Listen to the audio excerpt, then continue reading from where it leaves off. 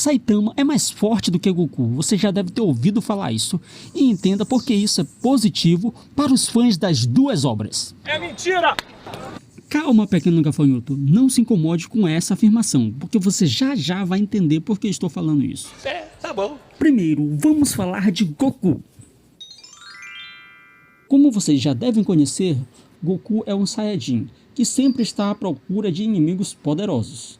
E não importa o quão o inimigo seja forte, Goku vai arranjar uma forma de ultrapassar o poder do inimigo.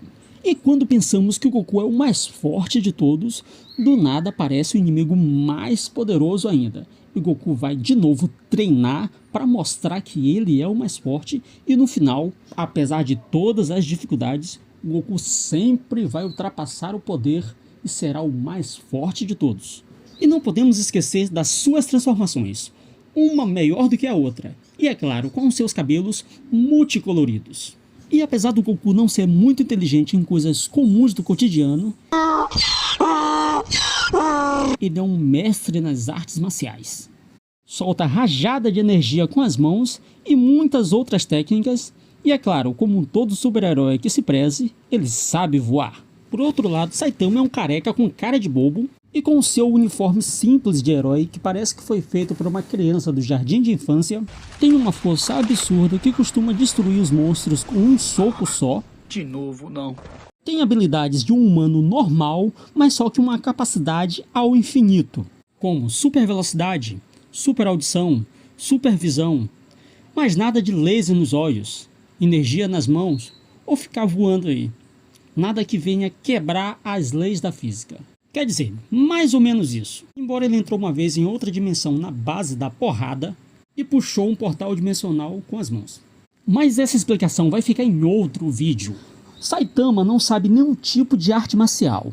Mas apesar dessa suposta desvantagem, ele possui uma força absurda, sem limite. E essa força absurda faz com que Saitama nunca encontre um desafio à altura que o possa desafiar e trazer alguma emoção para ele. Isso torna o nosso herói depressivo, triste, sem vontade de fazer nada, pois não existe desafio algum para ele na vida. E agora vem a verdadeira explicação de Dragon Ball. Você como fã talvez já deve ter assistido Dragon Ball GT, onde mostrava o Goku pequeno e com sua força reduzida e não conseguindo fazer algumas técnicas. E o nosso querido Akira Toriyama explicou que Goku adulto estava muito forte e assim seria muito difícil ele encontrar inimigos poderosos. Por isso tiveram a ideia de torná-lo criança para ter uma justificativa de reduzir aquele poder que estava muito grande, para que os inimigos tivessem alguma chance de lutar com Goku.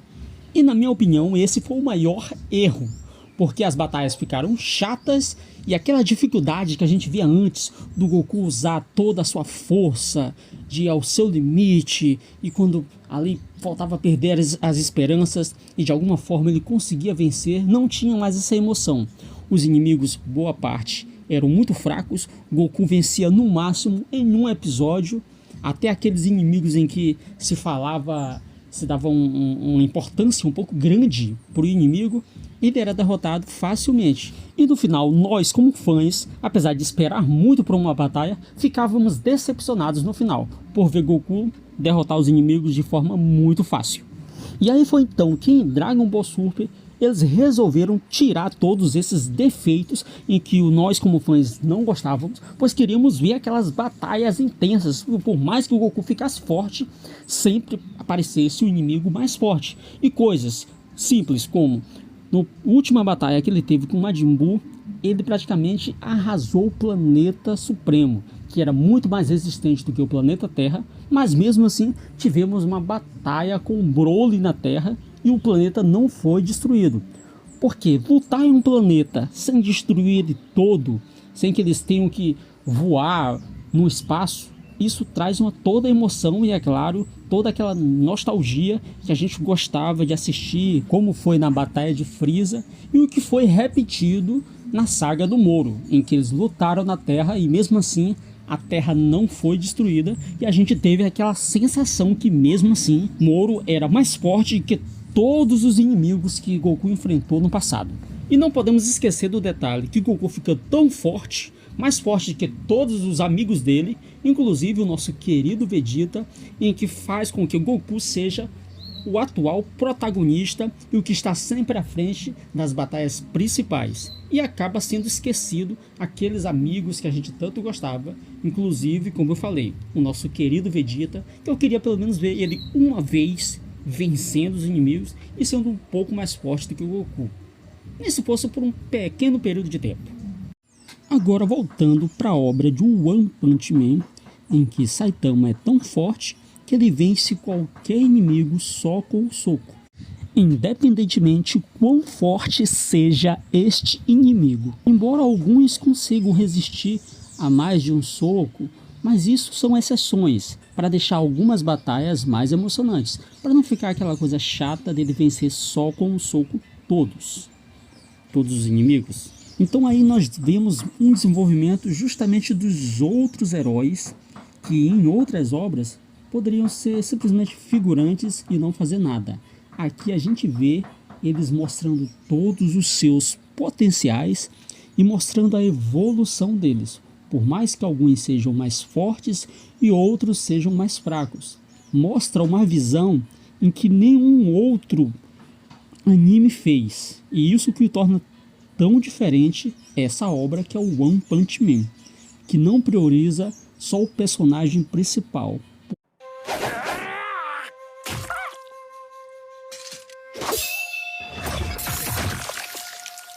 Inclusive, eu recomendo muito que você assista a saga em onde eles invadem a Associação dos Monstros, onde eles vão mostrar outros heróis que se destacam bastante, até mais do que o protagonista, e mostra todo o potencial e o quão diferente é essa obra das outras que a gente já assistiu.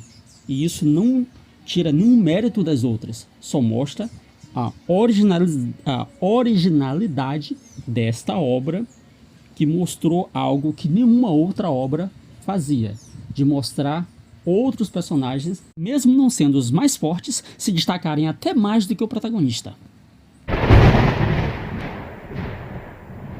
Boa parte dos episódios, Saitama chega só no final da batalha, porque se ele chegasse no começo, ele venceria rapidamente, não teria história e ficaria muito chato todas as batalhas.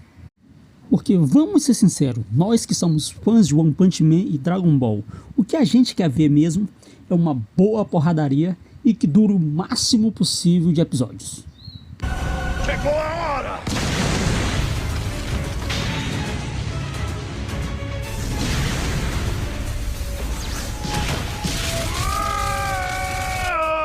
Friends, it's gonna be!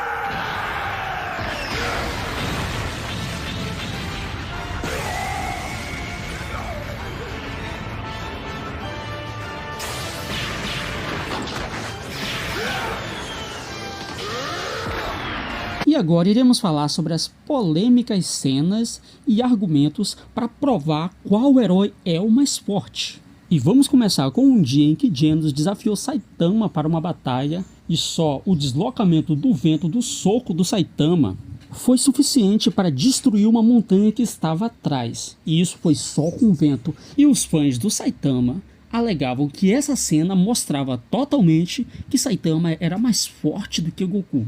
E os produtores de Dragon Ball Super, vendo isso, fizeram com que Jiren fizesse o mesmo feito, fazendo assim com que a balança se equilibrasse novamente entre a força de Goku e Saitama.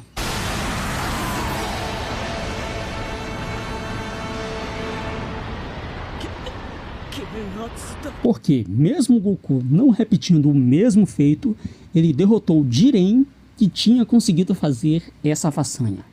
Outro debate muito comentado entre os dois heróis era se Saitama lutasse com Goku, Goku poderia tirar Saitama de dentro do planeta e assim Saitama ia morrer sem conseguir respirar, ou simplesmente Goku destruiria o planeta e escaparia usando o teletransporte.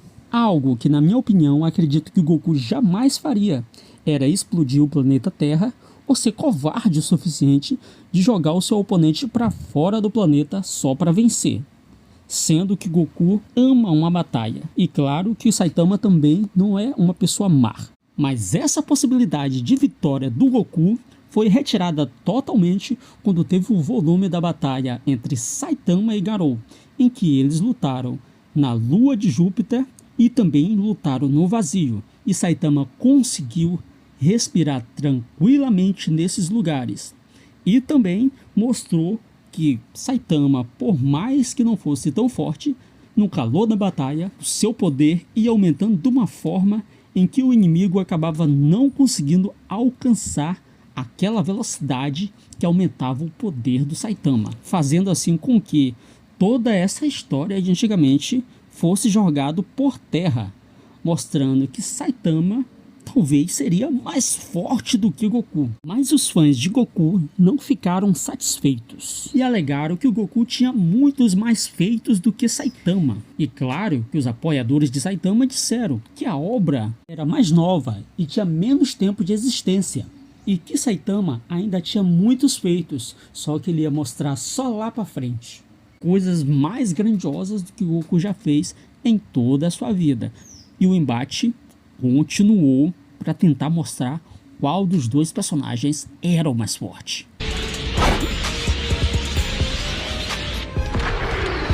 Mas depois dessa batalha entre Garou e Saitama, em que Saitama destruiu o planeta Júpiter só com o espirro, fazendo com que se tornasse impossível Saitama viver entre os seres humanos na Terra, os criadores da obra usaram uma ideia genial, fazendo Saitama voltar para o passado e assim fazendo com que ele ficasse com a força de antes, para que ele pudesse viver na Terra sem destruir a Terra com um espirro ou com um peido, tendo assim a maturidade de admitir que ainda não era hora de ter um personagem tão poderoso assim para a obra, e que a obra ainda era muito nova, que ainda precisava de um tempo para as histórias se desenrolarem, e quem sabe no futuro novamente Saitama mostrar todo esse poder.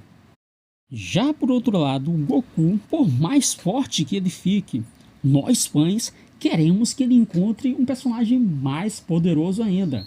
E não importa o quão poder ele tenha conseguido, mas o inimigo tem que ser mais forte. Porque se o inimigo não for mais forte, a batalha se torna chata, já que o Goku é o personagem principal, é o que vai estar nos confrontos diretos das batalhas principais. E eu concordo que tem que ser assim mesmo, mesmo que venha a distorcer totalmente as leis da física, mas tem que ter um personagem muito mais forte, para trazer aquela emoção que todos nós como fãs queremos.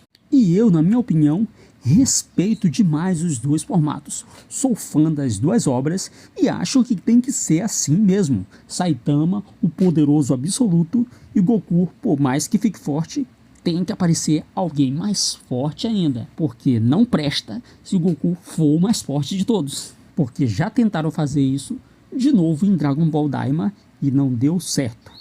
A saga ficou fraca porque mostrava soluções muito bobinhas, como Goku não conseguir voar e outras besteirinhas. E boa parte dos inimigos que foram enfrentar Goku era muito fraco, o que me causava uma frustração total. Porque eu queria que o Goku tivesse batalhas difíceis e que ele ultrapassasse todos os seus limites. Já na obra de One Punch Man, não acho necessário isso, que haja personagens mais fortes do que Saitama, porque nós estamos focados no desenvolvimento justamente dos outros personagens secundários e mostrando a evolução deles, tanto pessoal como em nível de poder. E isso torna tudo muito interessante. E é claro, com aquela pitada de humor que também em Dragon Ball Z tem, mas cada um com seus humores peculiares e diferentes para cada obra. Okay. E como podemos ver nesse vídeo, os roteiristas podem mudar a escala de poder a hora que quiser, se assim eles acharem necessário.